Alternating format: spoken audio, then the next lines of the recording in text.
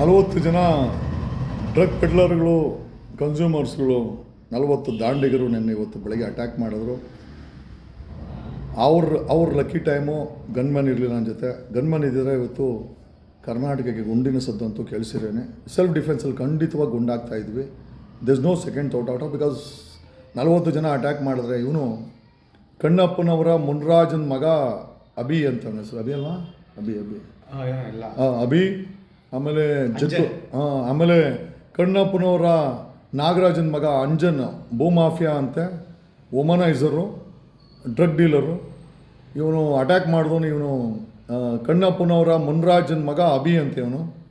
ಆಮೇಲೆ ಪೆಟ್ರೋಲ್ ಬಾಬು, ಉತ್ತರ ಕರ್ನಾಟಕದ ಯಾದಗಿರಿ ನಾಗರಾಜ್ ಅಂತೆ. ನೋಡಿ ಲೆಕ್ಕ ಹಾಕಳ್ರಿ, ನಾವು ಯಾದಗಿರಿ 60 ಗುಡ್ಸ್ ಓಡ್ಸಾಕ್ರೆ ನಾವು ಹೋಗಿ ಅಡ್ಡ ನಿಂತ್ಕೊಂಡ್ರಿ. ಇವನು ಯಾದಗಿರಿ ಇವನು ಡ್ರಗ್ಸ್ ಸಪ್ಲೈ ಮಾಡ್ತಂತೆ ನಮ್ಮ ಏರಿಯಾದಲ್ಲಿ.